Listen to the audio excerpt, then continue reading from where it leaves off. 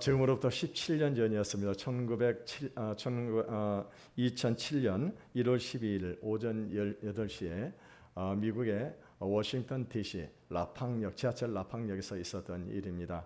한 젊은이가 청바지에 티셔츠 차림으로, 그리고 이 머리에는 야구모를 쓰고 깁스기 눌러 쓰고, 그리고 바이올린을 가지고 그곳에 연주를 하기 시작을 했었습니다.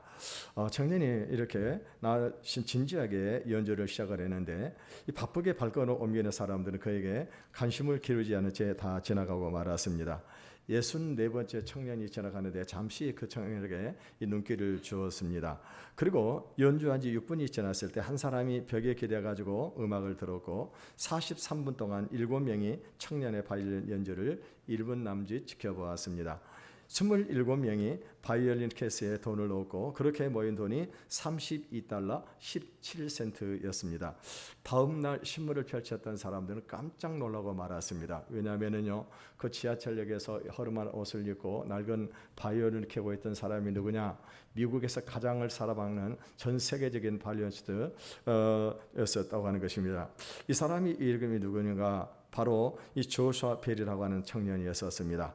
그날 그는요, 이 $350만 우리나라 돈으로 말하게 되면은 약 40억짜리 스타라우디 바리우스 이 바이올린을 가지고 무려 43분 동안 연주를 했습니다. 그럼에도 불구하고 그 가운데 지나간 사람들은 1070명이 지나가게 되어졌었습니다. 그런데 대부분의 사람들은 어떻습니까? 이 엄청난 연주자가 지금 연주를 하고 있었음에도 불구하고 거기에 관심을 기울이지 않고 그냥 지나치고 말았다고 하는 것입니다.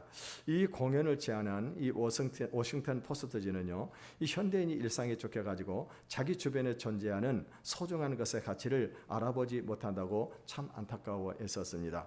여러분, 이것은요, 지금도 오늘 우리들도 마찬가지입니다. 여러분, 우리가 예수를 믿고 하나님의 백성이 된 오늘 저와 여러분들에게는 하나님께서 어마어마한 보물을 우리에게 주셨습니다. 그럼에도 불구하고요, 우리 성도들이 어떻게 합니까? 그 보물을 너무나도 가치 없게 여기고 있다고 하는 것입니다. 그것은 우리 인생의 모든 문제에 답을 말해주고 또 저주받은 인생을 축복의 주인공으로 바꿔줍니다.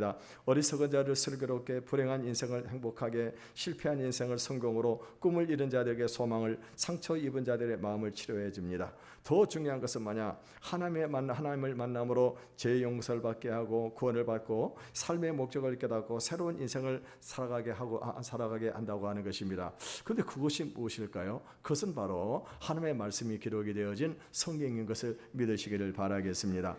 여러분, 성경은요, 16세기 종교 계획이 일하기 이전만 하더라도 이 아무나 가질 수 있는 책이 아니었었습니다. 왜냐하면은 그 전에는요, 이 성경책이 파피루스라든가 양피지에 기록이 되어 있었습니다. 그러니까 이 성경은요, 이 구약 성경만 하더라도 이 양이 어마어마하게 많은 것이었습니다. 옛 소련에서 영국으로 이 파피루스를 구약 성경을 옮겨올 때 트럭에 수십 대분을 실어가지고 그래서 구약 성경을 가져왔다고 하는 것입니다.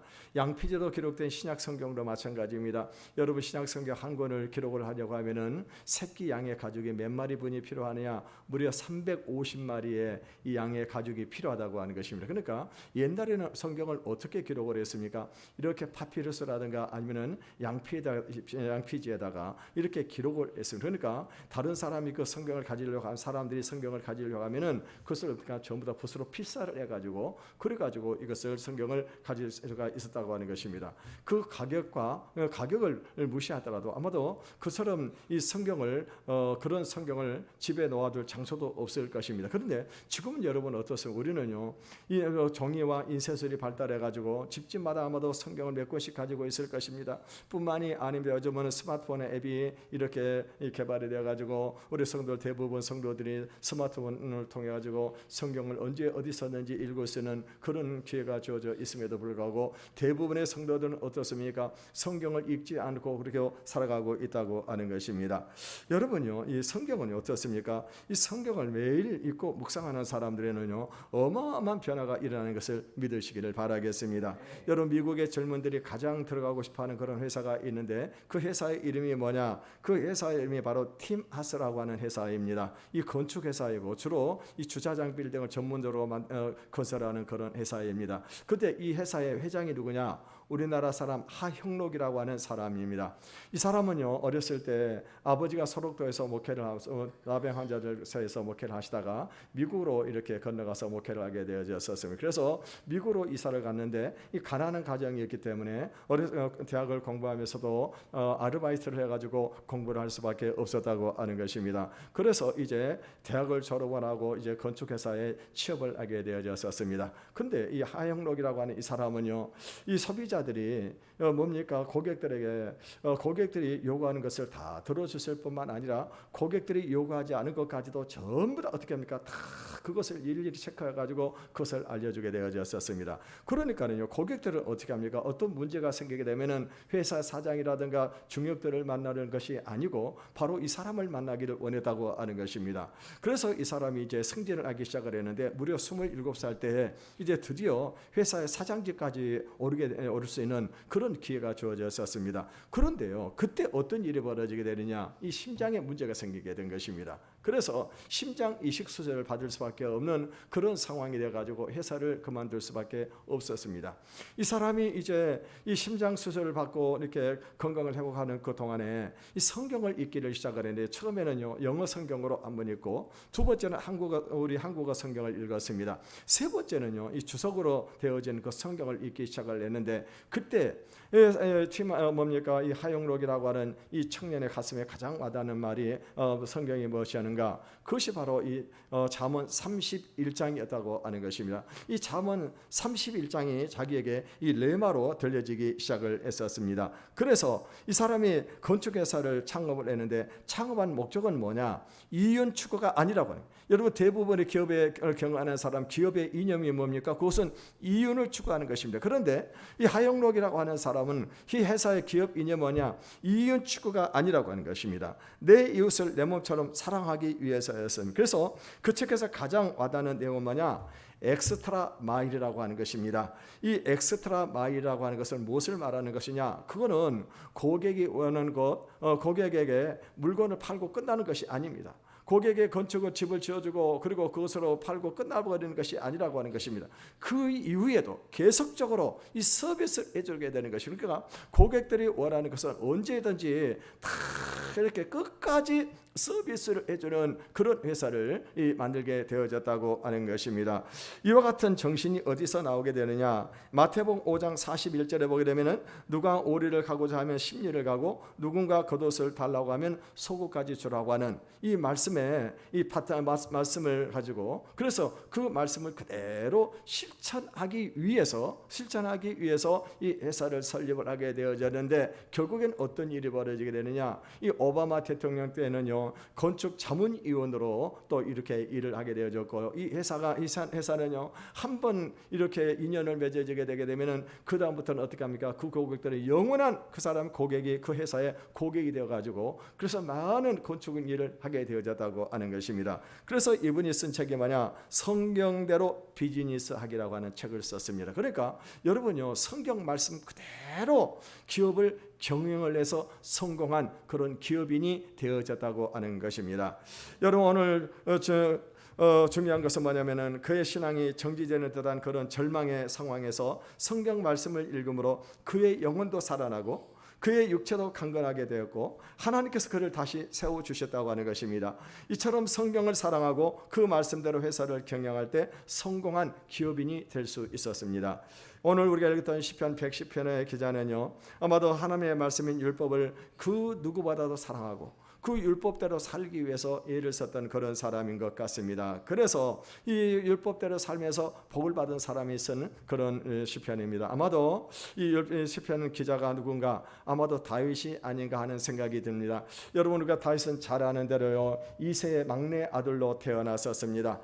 이새는 8명의 아들을 두게 되어졌는데 어느 날 사무엘 선지자에게 하나님의 음성이 들렸습니다. 이새의 집에 찾아가지고 그 집에 바로 이스라엘 나라의 왕이 될 사람이 있다라고, 아들이 있다라고 그렇게 하나님께서 말씀을 하셨습니다. 그래서 이 사무엘 선지자가 이제 이새의 집을 찾아오게 되어집니다. 그리고 그 중에서 아들 하나에게 이 왕으로 기름을 부으려고 했습니다. 그래서 이새에게 아들들을 보여달라고 그랬습니다. 그랬더니 이새는 어떻게 합니까? 그 중에 장자인 삼마를 엘리압을 제일 먼저 먼저 사무엘에게 보여주었습니다. 근데요, 엘리압 장자를 보았는데도 불구하고 감동이 오지 않았습니다. 그래서 다른 아들을 불러오겠습니다. 두 번째 아들이 누구예요? 엘리압입니다. 엘리압도 역시 아니었었습니다. 세 번째 아들은 누구입니까? 삼마였습니다. 삼마도 아닌 것입니다. 그래서 계속 아들을 계속 불러 일곱째 아들까지 다 보았습니다. 근데 이 일곱째 아들까지 다 보고 난 다음에 사무엘 선지자가 물어봅니다. 이 외에 다른 아들이 없냐라고 물어보게 됩니다. 그랬더니 다윗 이새가 뭐라고 해야 합니까? 아들이 있긴 한데 막내 아들이 있는데 그는 들에서 지금 양을 치고 있다고 그러는 것입니다. 그래서 그러면 그 아들을 불러오라고 그러는 것입니다. 근데요, 무슨 그 아들을 보는 순간 어떻게 합니까? 아, 이 사람이 바로 하나님이 택한 사람이구나. 이거 사무엘 선지자가 알게. 그리고 그에게 기름을 붓다고 하는 것입니다. 무슨 말입니까? 이 다윗은요, 아버지에게조차도 그렇게 인정을 받는 그런 아들이 아니었다고 하는 것입니다. 그런데 어떻게 해서 다윗이 그렇게요, 이 이스라엘 나라의 왕으로 기름을 부음을 받을 수 있었냐고 하는 것입니다. 그거는 다윗은요, 그 누구보다도 하나님의 말씀을, 율법을 너무너무 사랑했었습니다. 그래서 그 율법을 떠나지 않게 하기 위해서 어떻게 합니까? 그가 다 날마다 그 율법을 묵상하고 그 말씀 그대로 삶을 살았습니다. 그랬을 때 어떤 역사가 일어나게 됩니까? 이 블레셋의 군대가 쳐들어오고, 그리고 천하의 천하의 그 골리앗이 이제 블레셋 군대가 쳐들어와 가지고 이스라엘 나라가 이제 완전히 망하게 되는 그런 상황 가운데 있었습니다. 이스라엘 나라에서는요, 그렇게 뛰어난 그런 장군들이 있었음에도 불구하고 아무도 그를 대적을 할 수가 없었습니다. 그때 이 어린 소년 다윗이 어떻게 합니까? 하나님을 믿는 그 믿음을 가지고, 그리고 나아가서 어떻게 합니까? 다윗을 무너뜨리고, 다윗이 아니라 골리앗을 무너뜨리고, 그리고 난 다음에 이스라엘 나라를 구하게 되어지게 됩니다. 그러고 난 다음에 어떻게 합니까? 이 계속해서 이 다윗은 가는 곳마다 전쟁에서 승리를 하게 되고, 나중에는 사울 왕에 이어가지고 이제 이스라엘 나라의 왕으로 이렇게 나라를 섬기게 되어지게 되는데, 다윗이 이스라엘 나라를 섬기게 될 때 이스라엘 나라는 가장 부강한 나라, 가장 강한 나라가 될 수 있었다고 하는 것입니다. 뿐만이 아닙니다. 하나님께서 말씀을 사랑하는 그 다윗을 축복을 하실 때 어떻게 축복을 하셨어요? 그 후손들을 축복하는 것입니다. 그래서 대대로 후손은 이스라엘 나라를 다스리게 될 것이라고 말씀을 하시고, 그리고 그 후손들이 이스라엘 나라를 계속 다스립니다. 결국에는 어떤 일이 벌어지게 됩니까? 바로 다윗의 후손에서 메시아이신 예수 그리스도가 탄생하는 어마어마한 축복을 받는 그런 가문이 될 수 있었다고 하는 것입니다. 여러분, 이처럼은요, 아버지로부터 별로 주목을 받지 못하고 한낱 양치는 목동에 불과했던 다윗이 하나님의 기름 부음을 받고 위대한 왕으로 쓰임을 받을 수 있었던 그 비결이 무엇이었습니까? 그거는요, 하나님의 말씀, 율법을 그 누구보다 사랑했기 때문입니다. 우리 97절의 말씀을 같이 읽어보겠습니다. 97절입니다. 시작. 어찌 그리 사랑하는지요, 내가 그것을 종일 작은 소리로 읊조리나이다. 오늘 이 시편 기자는 하나님의 말씀을 얼마나 사랑하는지 이 말씀에서 이 감탄사가 벌써 시작을 하고 있는 것을 볼 수 있습니다. 내가 여호와의 말씀을 얼마나 사랑하는지요라고 이렇게 말씀을 하고 있습니다. 여기서 이 사랑하는지요라고 하는 이 원어는요, 아티브라고 하는 단어를 사용하고 있습니다. 이거는요, 인격적인 관계에서 나타나는 최상의 관계를 말하게 되는 것입니다. 여러분, 인격적인 관계에서 가장 최상의 관계를 맺고 살아가는 사람은 어떤 사람일까요? 그거는 바로 부부지간이라고 생각이 되어집니다. 여러분, 부부지간에는 몸이 하나잖아요. 마음이 하나가 되는 것입니다. 그러니까 여러분, 부부지간은 어떻습니까? 슬픔도 같이 느끼고 아픔도 같이 느끼게 되는 것입니다. 이것이 부부지간. 근데 여러분, 부부지간보다 더 진한 관계가 있어요. 그게 무엇입니까? 연인 관계잖아요. 연인 관계. 여러분, 연인 관계는 어떻습니까? 한 번만 보고 싶고요. 또 같이 있으면 어떻게 합니까? 떨어지기 싫어지는 것이, 그것이 바로 연인 관계라고 하는 것입니다. 그러니까 다윗은 하나님의 말씀을 얼마만큼 사랑했는가? 마치 연인처럼 사랑을 했다고 하는 것입니다. 그래서 이 떨어지지 않게 해서, 말씀이 떨어지지 않게 해서 어떻게 합니까? 그 말씀을 계속 묵상하면서 읊조르기를 시작하게 되는 것입니다. 읊조르기 시작하는 거예요. 여러분요, 사람은요, 기억에 한계가 있기 때문에 자주 되새기지 않으면 잊어버리게 된다고 하는 것입니다. 그래서요, 여러분, 우리가 이 암기를 잘하는 비결이 뭐냐? 암기를 잘하는 비결은 계속해서 묵상을 하는 것입니다. 계속해서 생각을 하게 되면 어떻게 합니까? 암기는 자동적으로 하게 되어 있다고 하는 것이. 그래서 다윗은요, 이 하나님의 말씀을 너무너무 사랑해가지고 이 말씀을 떠나지 않게 하기 위해서, 이 말씀을 붙잡기 위해서 어떻게 합니까? 계속해서 이 말씀을 말씀을 읊조리는 것이 묵상하게 되는 것입니다.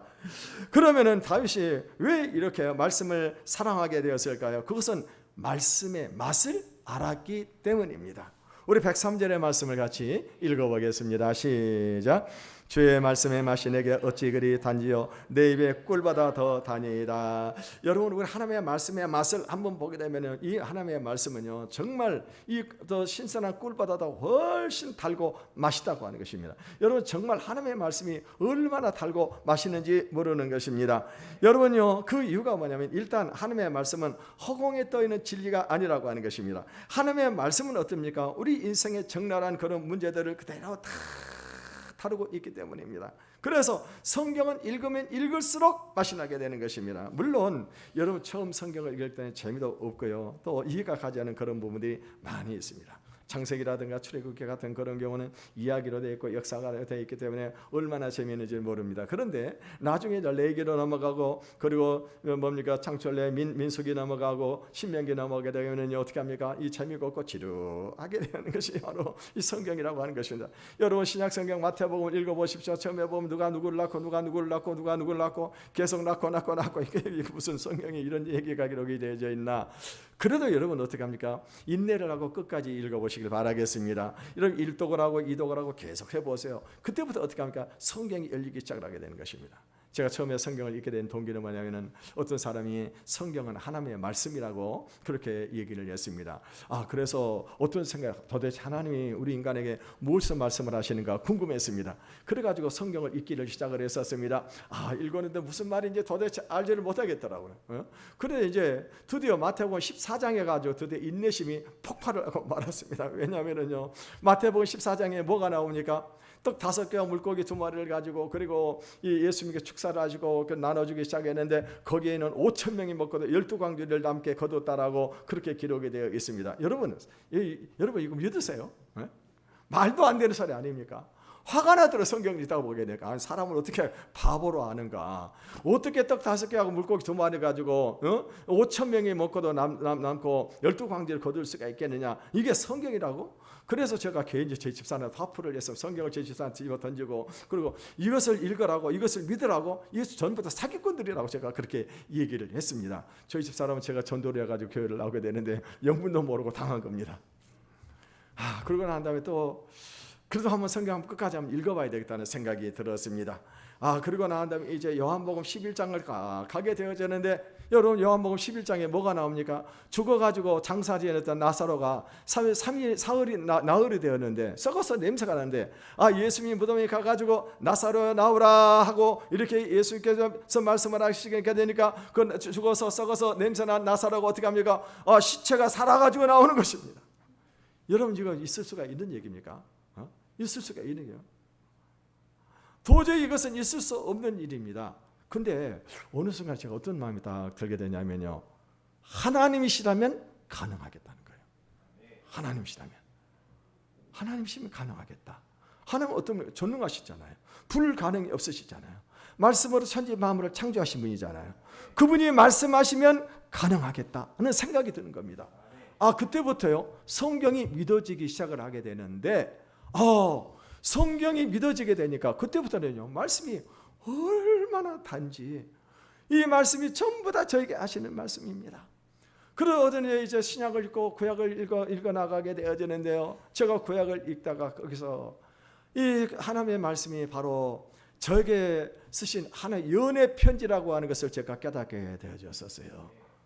이사야서를 읽다가 제가 하나님의 놀라운 사랑을 발견하게 되는데 이사야서에 뭐라고 기록이 되냐면은 지쳐라 너를 창조하신 여호와께서 이제 말씀하시느니라. 사랑하는 내 아들아 너를 조성하신 여호와께서 이제 말씀하시느니라. 너는 두려워하지 말라. 내가 너를 구속하였고 너를 지명하여 불러나니 너는 내 것이라. 내가 물 가운데를 지날 때도 강물이 너를 해치지 못할 것이요 불이 너를 사르지도 못할 것이요 불 가운데 지날 때도 불이 너를 해치지 못할 것이리라 하면서 하나님께서 뭐라고 말씀합니까? 내가 너를 사랑한다고 말씀하시는 거예요. 이 사랑의 편지를 제가 처음 해보는 얼마나요 막 얼굴 붉어지더라고요. 제가 중학교 2학년 때요 처음으로 연애 편지를 받았습니다. 연애 편지를 제가 그 연애 편지를요 직접 받은 것이 아니고 저희 뭡니까 이렇게 집에 마당에 뭐 종이 하나가 떨어져 있어가지고 그래서 이게 뭔가 하고 이렇게 봤더니 연필로 우리 뭡니까 동네 처녀가 저한테 연애 편지를 쓴 거예요. 근데 이제 우리 형들이 형하고 그것 보고는 다 버려버린 겁니다. 그래서 그것을 제가 처음 봤는데요. 그 처음 보는 순간 제가 그냥 죄를 진 것 같더라고. 얼굴이 붉어지면서 막 뜨거워지기 시작하는 거예요. 연애 편지를 처음 받는 순간에. 근데 그 감정을 제가요 얼마나 막 얼굴이 막 뜨거워지더라고요. 근데요 나중에 또 다시 또 구약을 쓰면 그 자리를 또 지나가게 됐습니다. 그때는요 제 마음에 너무너무 마음이 어떻게 합니까? 감동이 된 거예요. 눈물이 막 흐르는 겁니다. 눈물이 흘러가지고 그래서요 한 주 동안 내내 이 말씀이 저를 사로잡는데 하나님이 나 같은 죄인을 얼마나 사랑하시는지 그 사랑에 제가 감동이 돼가지고 그렇게요 눈물을 많이 흘렸었습니다. 여러분 성경은요 하나님이 우리를 사랑하신다고 하는 그 연애 편지인 것을 믿으시기를 바라겠습니다. 그러면서 제가 삶의 변화가 일어나게 되고 그러고 난 다음부터 어떻게 되었습니까? 제가 성경을 이 평신도 시대 5년 동안에 성경을 읽기 시작을 했는데 회사에 출근하자마자 책상에 앉아가지고 제일 먼저 성경을 읽고 그리고 시간이 나면 읽고 점심 먹고 나서 읽고 그리고 퇴근하면서 차 안에서도 읽었습니다. 그래가지고 성경을 큰 성경책을 가지고 다닐 수가 없기 때문에 이렇게 작은 낱권 성경책이 있어요. 낱권으로 되어 있는 성경책 이것을 사가지고 호주머니에다 넣고 다니면서 매그 틈이 날 때마다 성경을 읽었습니다. 그리고 난 다음에 성경을 얼만큼 읽었느냐 5년 동안의 신약을 15번을 읽었습니다. 그리고 구약을 5번을 성경을 읽었어요. 그러고 난 다음에 어떻게 됐습니까? 제가 이렇게 하나님께서 하나님의 말씀을 사랑하는 자를 주의 종으로 삼아주셨습니다. 그렇다면 우리가 하나님의 말씀을 읽고 묵상할 때 우리가 무엇을 얻을 수 있을까요? 첫째는요 세상 사람들이 알지 못하는 비밀한 지혜를 얻게 되는 것입니다. 98절을 읽어보겠습니다. 98절입니다. 시작. 주의 계명들이 항상 나와 함께하므로 그것들이 나를 원수보다 지혜롭게 하나이다. 존 레녹스라고 하는 박사님이 1901년부터 2000년까지 100년 동안에 노벨상을 받았던 사람들을 분석을 해보았었습니다. 그랬더니요 이 노벨상을 받아봤던 종교를 이렇게 분석을 해봤더니 기독교인이 65%, 유대인이 22%, 천주교가 10%였습니다. 그리고 불교인이 0.9%, 해교인이 0.1%였었습니다. 그러니까 이 불교하고 해교도 사람에는 약 1%고 그리고 이 나머지는 2%는 무교 그리고 97%의 사람들이 누구였는가? 노벨상을 받은 97% 사람들이 성경을 읽는 기독교인, 유대인, 천주교인들이라고 하는 것입니다. 그러니까 여러분요 성경을 읽는 사람들이 시대를 앞서가는 거예요. 왜? 하나님께서 세상 사람들이 알지 못하는 이 비밀한 지혜를 우리에게 주시는 것입니다. 여러분이 단테의 신곡, 밀톤의 신라관, 괴테, 파우스트, 셰익스피어, 워즈워드, 테리슨, 브라우닝 모두가 성경으로부터 영감을 받고 작품을 썼던 사람들입니다. 음악가 바하의 고난, 핸델의 메시아, 미켈란젤로의 모세상, 라파엘의 성모상, 루벤의 십자가에서 내리심은 모두 성경에서 나오는 명작들입니다. 여러분 그러므로 여러분요 우리가 성경을 읽을 때 어떻게 합니까? 세상 사람들이 알지 못한 비밀한 하나님의 지혜와 능력을 우리에게 주시는 것을 믿으시기를 바라겠습니다. 98절에 보게 되면은요 주의 계명들이 항상 나와 함께하므로 그것들이 나를 원수보다 지혜롭게 하나이다라고 했습니다. 여러분 우리가 세상을 살다 보게 되면은요 이 우리를 넘어뜨리고 우리를 죽이려고 하는 그런 원수들이 얼마나 많은지 모르는 것입니다. 여러분 전쟁을 하게 될 때도 여러분 어떻게 합니까? 이 나를 죽이려고 하고 우리 뭡니까? 그런 적들이 얼마나 많이 있는지를 모르는 것입니다. 여러분 이 세상에서 적을 이길 수 있는 비결이 무엇일까? 그것은 지혜예요. 무기가 아닌 것입니다. 무기가 아니에요. 아무리 여러분 중국의 역사를 우리가 보시면 잘 아시잖아요. 여러분 중국에 이 장개석하고 그리고 모태통이 이끄는 군대가 있었는데 장개석은 어마어마한 무기를 가지고 있고 많은 군사를 가지고 있었습니다. 그런데 불구하고요 나중에 중국이 이 뭡니까 장개석이 전쟁에 져가지고 그리고 지금 그 조그만 땅을 차지하고 있고요 모태통이 큰 땅을 차지하게 된 이유가 뭐예요? 지혜가 부족했다 그런 것입니다. 지혜가요. 이 장개석 군대는요 전부 다 무기들 다 팔아먹었어요. 다 부정부패를 하고 그랬었습니다. 그러니까 망하고 만 거예요. 전쟁에서 승리하는 건 무기가 아닌 것입니다. 여러분 이 세상을 살아갈 때 우리가 이 세상을 이길 수 있는 비결은 뭐냐? 우리가 힘을 가지고 있는 것이 아니에요. 지혜가 있어야 되는 것입니다. 지혜가. 지금은 지혜의 경쟁의 시대예요. 똑같은 물건을 만들어도 약간의 차이가 어떻게 합니까? 어마어마한 매출을 올릴 수 있다고 하는 것입니다. 그래서 여러분 오늘 우리가 지혜를 얻기 위해서는 어떻게 될까요? 여러분 성경을 사랑하시기를 바라겠습니다. 성경을 읽고 묵상하시길 바라겠습니다. 날마다 성경 말씀대로 살아가시길 바라겠습니다. 두 번째는요, 명철을 얻을 수가 있습니다. 99절에서 100절을 읽어보겠습니다. 시작.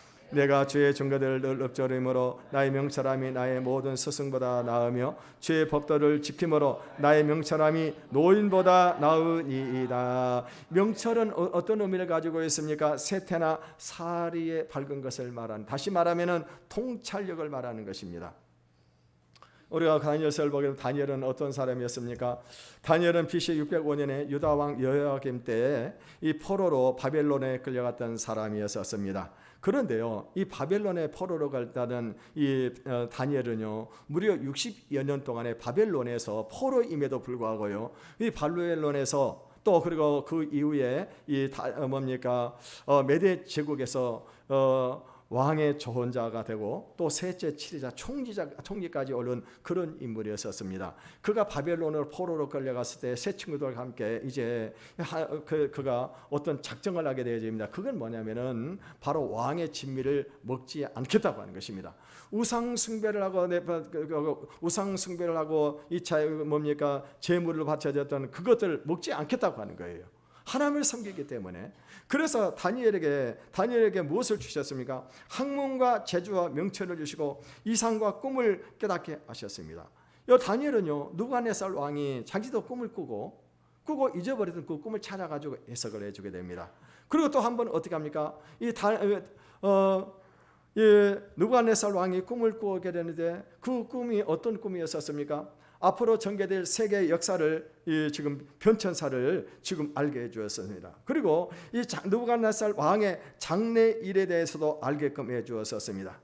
이 벨사살 왕이 교만해가지고 그래서 그가 이제 이 나라 안에 있는 모든 귀인들을 다 모아가지고 잔치를 벌였습니다. 그때요, 하나님을 우습게 알았습니다. 그래서 예루살렘에서 노예게 왔던 그런 성전의 기명들을 가지고 그것으로 가지고 술을 먹고 있었습니다. 그랬더니 어떤 일이 벌어집니까? 그 왕궁 벽에 손가락이 하나 딱 나타나가지고는요, 손가락만 나타나가지고 벽에다 딱 글을 쓰게 되는 것입니다. 그때 벨사살 왕이 너무나도 놀라게 됩니다. 너무나 놀라가 다리를 달달달달달 떨고 있었습니다. 그러면서 저 글을 누가 읽고 해석할 수 있는 사람이 있냐고 하는 거예요. 아무도 그날에는 박사들도 많은데도 불구하고 공부를 많이 그 글을 읽고 해석하는 사람이 없었습니다. 그때요, 벨사살 어머니가 다니엘을 청거를 하게 됩니다. 그래서 다니엘이 와가지고 그 글을 읽게 해주게 되는 것입니다. 그게 무슨 말일까? 메네메네 데겔 우바르신, 달고 달아받는 부족하다고 하는 거예요. 그래서 어떻게 합니까? 다니엘이 그 글을 해석을 하게 되어지게 됩니다. 그러고 난 다음에 벨사살 왕 때 이제 바로 이 바벨론 왕국이 바로 메대 제국에 의해서 완전히 나라가 멸망을 하게 되어지게 됩니다. 그런데 메대 제국에서 초대 왕이 누구였었습니까? 왕이 바로 다리오 왕이었다고 하는 것입니다. 이 다리오 왕이 어떻게 합니까? 메대 제국에서 충성했던 사람을 죽이지 않냐고 바로 이 다니엘을 어떻게 합니까? 메대 제국의 총리로 앉게 되는 것입니다. 근데요, 이 다니엘이 메대 제국엔 다른 어떤 총리보다도 지혜가 뛰어난 것입니다. 총명한 것입니다. 그러니까 다니엘을 총회를 하게 되는 것입니다. 그러니까는 다니엘을 어떻게 합니까? 제거를 해야만이 자기들이 나라를 마음껏 다스릴 수 있을 텐데 이 다니엘을 제거할 방법을 이용하다가 다니엘에서 무엇을 발견하게 됩니까? 다니엘은 하나님께 기도하는 사람이라고 하는 것을 알게 되었습니다. 그래서 그것을 약점으로 삼아서 다니엘을 죽여야 되겠다. 그럼 어떻게 합니까? 왕에게 한 가지 이 제안을 하게 되는 것입니다. 그것은 뭐냐면은 왕권을 강화해야 됩니다. 그러기 위해서는요, 이제 한 달 동안에 왕의 그 어떤 누구에도 절을 하거나 아니면은 기도를 하는 사람이 있으면은 사자굴에 놓도록 하십시다. 그랬더니 왕이 생각해 보니까 괜찮은 생각이거든요. 그래가지고 어떻게 합니까? 이제 그것을 전국에 공포를 했습니다. 그런데 공포를 했는데도 불구하고 다니엘은 어떻게 하면 여전히 하루에 3차례 정해진 시간 하나님 앞에 기도했습니다. 결국에는 이것이 발각이 되어가지고 다니엘이 어디로 들어가게 됩니까? 사자굴에 들어가게 되어집니다. 사자굴에. 근데요, 하나님께서 어떻게 합니까? 하나님은요, 사자의 입을 막으셔가지고 이 다니엘을 살려주시게 되는 것입니다. 나중에 다리오 왕이 이 모든 계책을 알게 되어졌었습니다. 그래서 그 계책을 세워가지고 이 다니엘을 죽이려고 했던 그 사람 어떻게 합니까? 그 사람들을 사자굴에 다 집어넣어서 그들을 죽게 되는 것입니다. 다니엘은 이렇처럼요, 하나님을 경외할 때 하나님께서 무엇을 주셨어요? 그게 통찰력을 주게 되는 것입니다. 여러분, 오늘 이 시대를 살아가기 위해서는 우리가 이 다니엘 같이 세상을 바르게 볼 수 있는 이 통찰력이 있어야 된다고 하는 겁니다. 세상에 흐르는 대로 우리가 따라가게 되면은 세상이 멸망할 때 함께 멸망할 수밖에 없는 것입니다. 그러므로 우리는요, 세상과 자신을 볼 수 있는 이 거울이 있어야 된다고 하는 것입니다. 이 시대를 분별할 수 있는 이 잣대가 있어야 된다고 하는 거예요. 그게 무엇입니까? 바로 하나님의 말씀인 것을 믿으시기를 바라겠습니다. 세 번째로요, 악행을 막고 바른 길로 가게 하는 것입니다. 이 피터 디슨이라는 한 사람이 쓴 하나님을 아는 우선순위라고 하는 책에 보게 되면은 그 안에 인도의 라마드라고 하는 사람의 이야기가 기록이 되어 있습니다. 이 사람이 어느 날 강도짓을 하기 위해서 어떤 집을 들어갔습니다. 들어가가지고 이제 이 자루에다가 그 집 안에 있는 여러 가지 값비싼 물건들을 자루에다 다 집어넣기 시작을 했습니다. 근데 보니까는요, 까만 책이 한 권이 있는데 보니까 이 책이 너무나 얇아가지고 담배를 말아 피우기에 너무나 좋은 것입니다. 그래가지고 어떻게 해서 그 책을 가방에서 같이 집어넣어가지고 그리고 집으로 가지고 왔습니다. 그리고 저녁 때가 되면은 그 책을 찢어가지고 담배를 말아가지고 이렇게 담배를 피우기 시작을 했었습니다. 근데 가만 보게 되니까요, 이 담배 거기에 써진 글이 바로 인도어로 되어 있는 것입니다. 그래서 그걸 한번 읽어보고 이렇게 담배를 말았습니다. 그러고 난 다음에 한 일주일 정도 이렇게 계속해서 그거를 읽고 담배를 말아 피우다가 결국에는요, 그 자리에서 무릎을 꿇고 그리고 회개하기 시작을 했었습니다. 그러면서 어떻게 합니까? 예수를 영접을 하기 시작을 했습니다. 그러고 난 다음에 이 사람이 경찰서에 가가지고 자기 죄를 자수하고 그러고 난 다음에 감옥에 들어가게 되는데, 감옥에 가가지고 어떤 일이 벌어지게 되느냐? 감옥에 가지고 거기에는 죄수들, 간수들을 전도하는 이 전도자가 될 수 있었다고 하는 것입니다. 우리 시편 101편을 읽어보겠습니다. 101절을 읽어보겠습니다. 시작. 내가 주의 말씀을 지키려고 발을 금하여 모든 악한 길로 가지 아니하였사오며. 오늘 보면은 여기에 악한 길로 가지 아니하였사오며라는 말은 불순종하는 육신의 길을 제어한다고 하는 그런 의미인 것입니다. 여러분, 우리가 이 세상을 살다 보게 되면은요, 여러분 우리가 하나님의 말씀대로 살아보려고 하는데 어떻게 합니까? 그런데도 불구하고 우리가 어떻게 해요? 이 몸이 말을 듣지를 않는다고 하는 거예요. 몸이 말을 듣지를 않아. 근데 여러분, 우리가 말씀으로 충만하게 되어지면 어떻게 됩니까? 하나님께서 우리에게 지혜를 주시는 어떻게 합니까? 몸을 움직이게끔 만드는 겁니다. 내가 이게 지금 악한 길로 가게 되면 그 결과를 내가 알게 만들어요. 알게 하는 거예요. 그 결과를 알고는 어떻게 합니까? 그 길을 갈 수가 없는 거죠. 갈 수가 없는 겁니다. 하나님의 말씀을 모르면 어떻게 합니까? 그 결과를 모르기 때문에 숨길 수 있다라고 생각을 하기 때문에 어떻게 합니까? 그냥 이 죄의 유혹을 받아가지고 그대로 따라갈 수밖에 없는 것입니다. 근데 우리가 하나님의 말씀을 알게 되면 그 결과가 눈에 보이는 것입니다. 그러니까 어떻게 합니까? 이것을 이겨내게 된다고 하는 것입니다.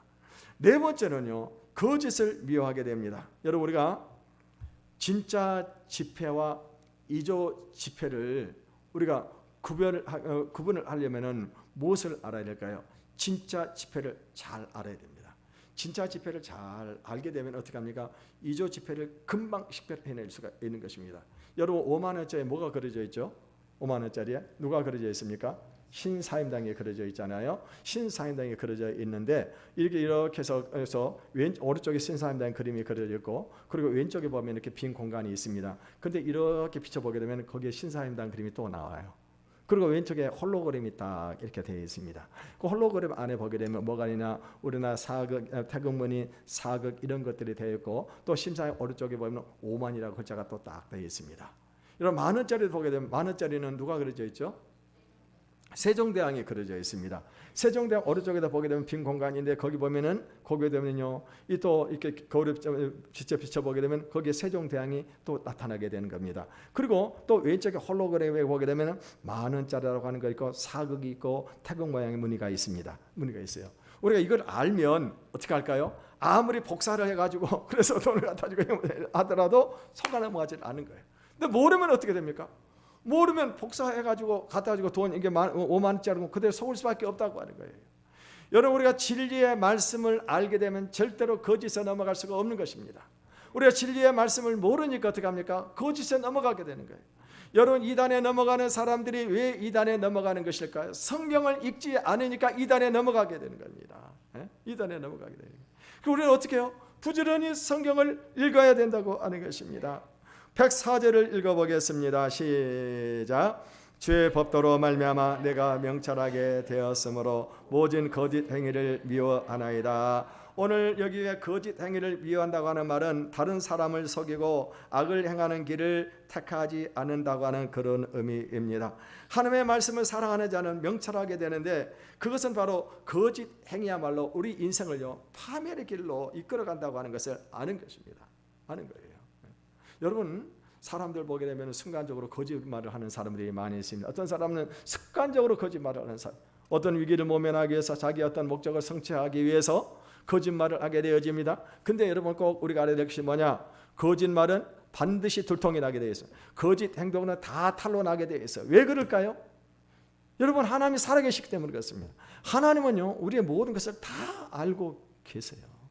성경에 보게 되면요 하나님의 행한 대로 심판을 하신다고 그렇게 말씀을 하셨습니다. 그래서 여러분요 이 세상에서 우리가 거짓 행위들은 다 드러나게 되어 있어요. 그리고 이 세상에 드러나지 않더라도 하나님 앞에서 모든 것이 다 드러나게 되어 있다고 하는 것입니다. 그래서 이 진리를 아는 사람은 어떻게 합니까? 거짓 행위를 미워하게 되는 겁니다. 거짓 행위를 미워하게. 혹시라도 여러분요 순간을 모면하기 위해서 거짓말을 하고 그럴 때가 있잖아요. 그럴 때 여러분 하나님 앞에 진심으로 회개하기를 바라겠습니다. 우리가 진심으로 회개 자꾸 하다 보게 되면요 그때부터 어떻게 합니까? 우리가 진실한 사람이 되는 거예요.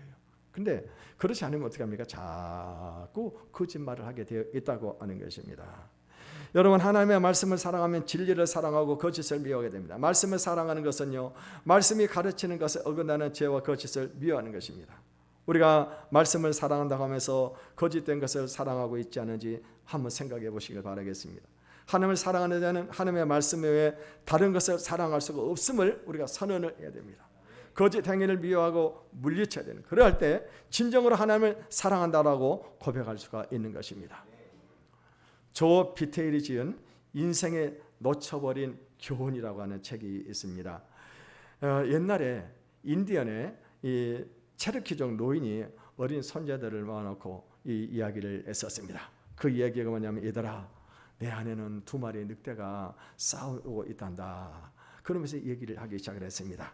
한 녀석은 두려움과 분노와 시기심과 슬픔과 후회와 욕심과 오만함과 자기 연민과 죄책감과 원한과 열등감과 거짓말과 자만심과 우쭐거림과 그리고 자존심이 하늘을 찌르는 녀석이었단다. 그 다른 한 녀석은 즐거움과 평화와 사랑과 희망과 나눔과 평온과 겸손함과 친절함과 자비심과 우정과 동정과 너그러움과 진실과 공감과 신념으로 가득한 놈이었지 라고 얘기를 했습니다. 그랬더니요 이 얘기를 가만히 듣고 있던 어떤 아이가 하나가 물어보는 거예요. 할아버지, 그러면 누가 이겼어요? 라고 물어보는 것입니다. 그러니까 이 할아버지가 이 얘기를 합니다. 내가 먹이를 주는 쪽이 이기는 것이지, 내가 어느 쪽에다 먹이를 주느냐, 이게 중요하다고 하는 것입니다. 여러분, 오늘 우리는 이 세상을 살아가면서 세상적인 이야기들을 많이 듣고 있습니다. 또 하나님의 말씀도 우리가 많이 듣고 있습니다. 여러분, 우리가 어디에 기울이냐에 따라서 우리 인생이 달라진다고 하는 것입니다. 여러분, 우리 하나님의 말씀을 사랑할 때 하나님께서는요 우리가 세상 사람들이 알지 못하는 비밀한 지혜를 주신 것을 믿으시기를 바라겠습니다. 이 세상 사람들이, 우리는 이 세상을 살아가면서 우리가 어떻게 합니까? 우리에겐 통찰력이 있어야 돼요. 그렇지 않으면 세상 사람들과 속아 넘어갈 수밖에 없다고 하는 것입니다. 뿐만이 아닙니다. 우리가 이렇게 이 하나님의 말씀을 사랑할 때 악의 유혹을 이기게 하고 거짓을 미워하고 참된 인생을 살아가게 하는 것입니다. 오늘 우리 저와 여러분들이 하나님의 말씀을 사랑하시기를 바라겠습니다. 이제부터 날마다 말씀을 읽고 묵상하고 그 말씀이 이끌어가는 삶을 살아가심으로 하나님께서 예비하신 복을 받는 저와 여러분의 삶이 되시기를 주님의 이름으로 축원을 드리겠습니다.